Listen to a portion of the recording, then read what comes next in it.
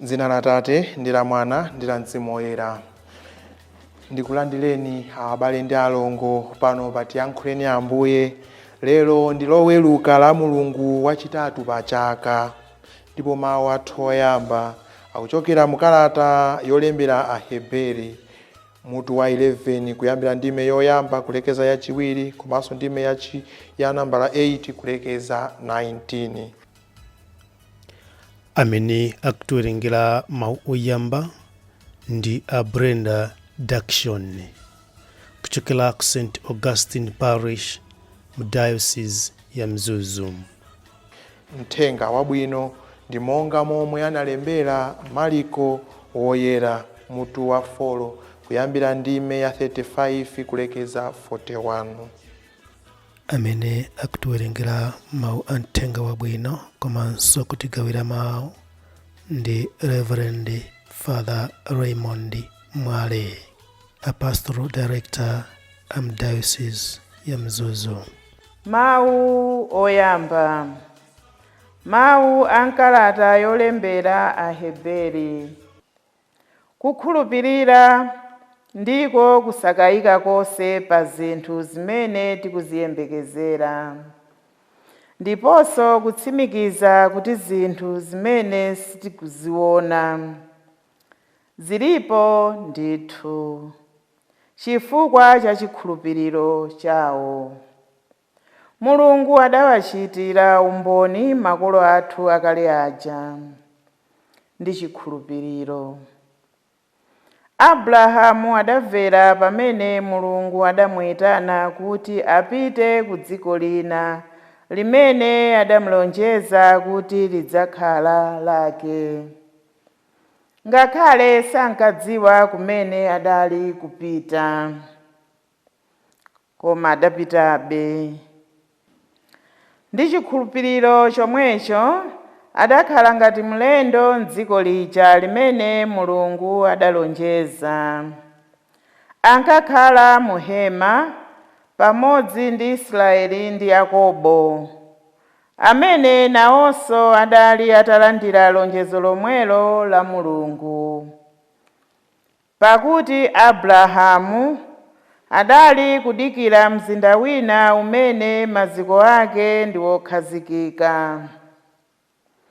Mzindawo Misiri woganiziratu mamangidwe ake, ndiponso wowumanga ndiye Mulungu.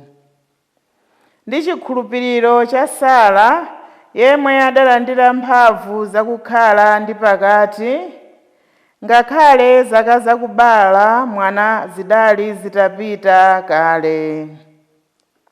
Zimenezi zidatheka chifukwa adavomera kuti iye amene adazilonjeza ngokhulupirika.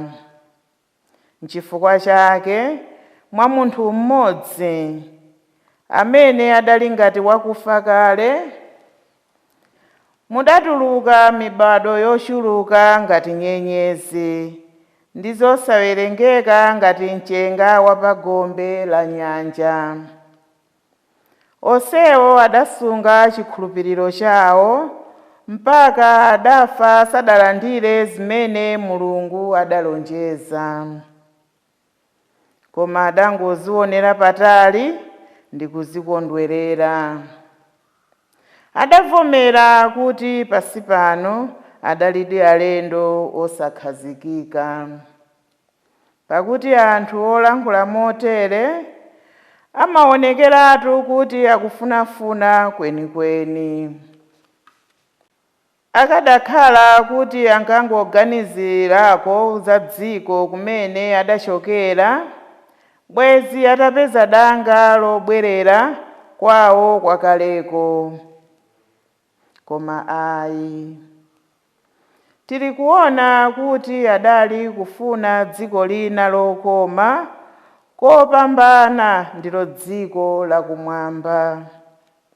N'chifukwa chake Mulungu sachita manyazi kutchedwa Mulungu wawo, popeza kuti iye adawakonzera zida. Ndi chikhulupiriro cha Abrahamu, pamene Mulungu adamuyesa, adampereka Isaki ngati nsembe. Ngakhale adali woti Mulungu adampatsa lonjezo, komabe adakhalabe wokonzeka kuti apereke ngati nsembe mwana wake mmodzi yekhayo. Za mwana ameneyu Mulungu adali atanena kuti, mwa Isaki mudzakhala ndi zidzukulu.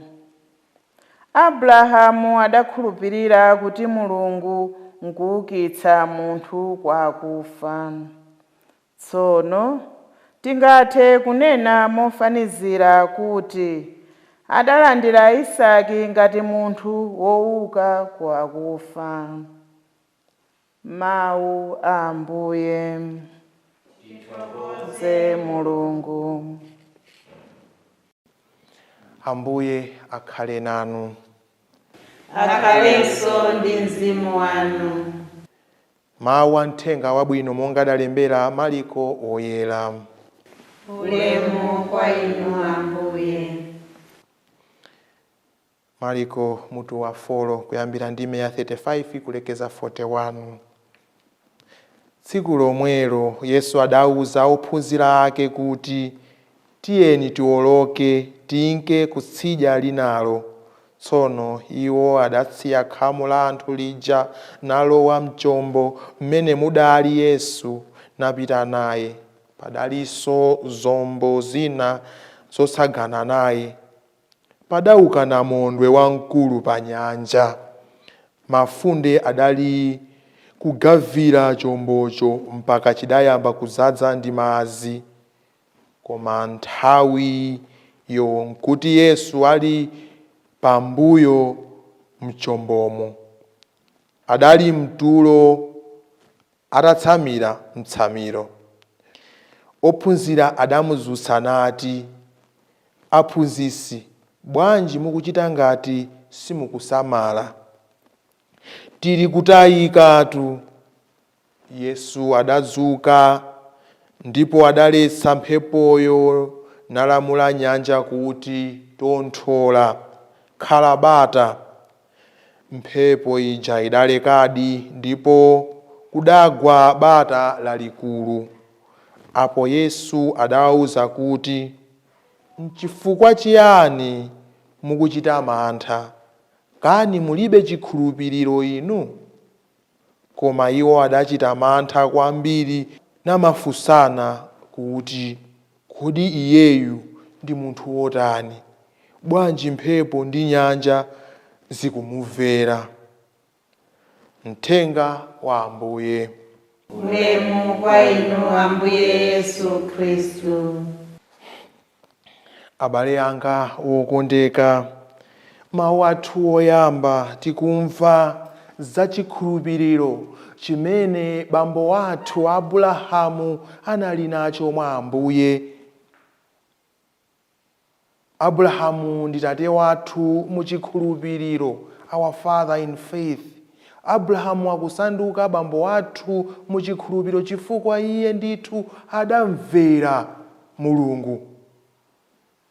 Pamene anali ndi zaka zambiri adawuzidwa kusiya dziko la kwawo kupita ku mzinda wina omwe iye sankauziwa, koma iye adamveradi. Abrahamu kulonjezedwa ndithu kuti akhala ndi mwana, ngakhale iye anali mu zaka zake za ukalamba wake, koma adavomereza ndithu. Abrahamu kupereka mwana wake wokondeka Isake ngati nsembe zikutanthauza kuti Abrahamu adali ndi chikhulupiriro chofikapo mwa Ambuye. Tikuchita chaka pano, chaka ndithu cha Jubili.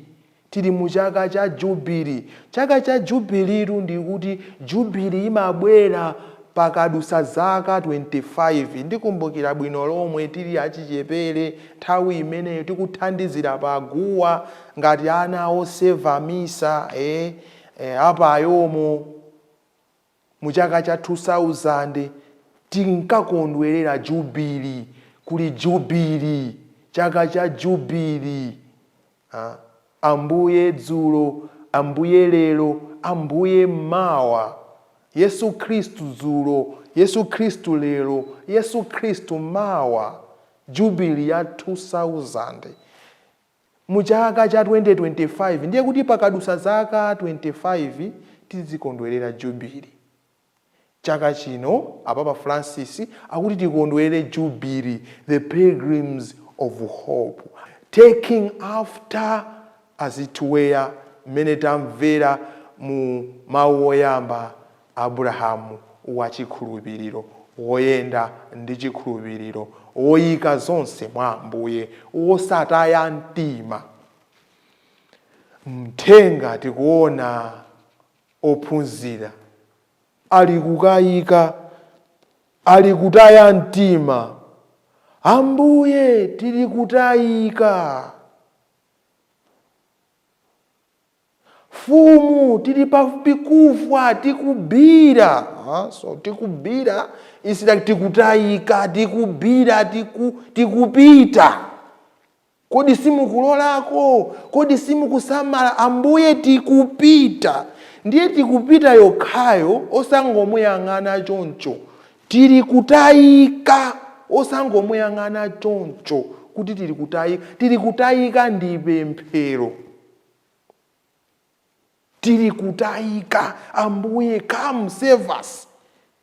We are perishing. Come to our rescue. So the ability to be able to recognize that we are perishing is very, very important. It's a prayer that we are able to recognize. And then that prayer leads us to call upon God. Kuitana, Ambuye tili kutayika. Tikubira ni rombo. Tikubira ni kupanikizga kuti vintu vili makora yayi.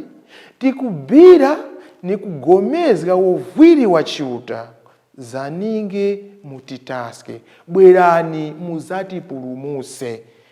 Kukhala ndithu ndi chikhulupiriro kuti Ambuye alinazo mphamvu zotipulumusa. Ambuye nthawi zonse alinazo mphamvu zofuna kuti ifeyo tikhale yake.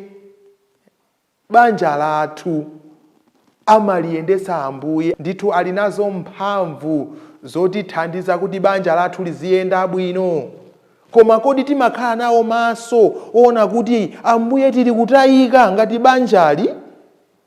Timaona, timakhala nawo mphamvu ndithu zoti titha kuitana, kufuula kuti Ambuye tili kutayika? Timpemphetu Mulungu, ulendo wathu wonse tusi ulendo chabetu, ina masiphwekesa kwambiri zinthu zizi. Banja silophwekesa, banja sila masewerayi. Kuziwa kuti ulendo wanu munayambira paguwa, ndipo ndithu ndi ulendo wa chikhulupiriro, ulendo wa chikondi. Muyitaneni, Ambuye tithandizeni. Tinkayenda bwinobwino koma pakati pa Ambuye mphepo yachuluka. Tithandizeni, tisamire Ambuye. Osasangalasidwa ndi zinthu zonyasa, zinthu zosokoneza mabanja athu. Tikhale nawo mtima nthawi zonse kuti Mulungu athakuona zabwino. Ambuye tithandizeni, tithandize ana angawa, tithandize mamuna wangayo, tithandize mkazi wangayo. Amuna anga ineyo ndasanduka Mkhristu chifukwa cha inu. Bwanji simukupitako kutchalichi? Bwanji simukupemphera? Mkazi wanga unali wolimbikira kwambiri za Mulungu. Chifukwa chani ukubwerera mbuyo? Ambuye ndili kutayika. Ambuye tithandizeni. Ana anga unali ana abwino kuti mumathandizira kutchalichi kuja, muli achichepere. Pakali pano za tchalichi sizikuyendani. Ambuye tithandizeni. Timuyitane Ambuye nthawi zonse atithandize, ndiponso atipase chimwemwe, atipase chikondi, atipase chikhulupiriro cholimba. Amen.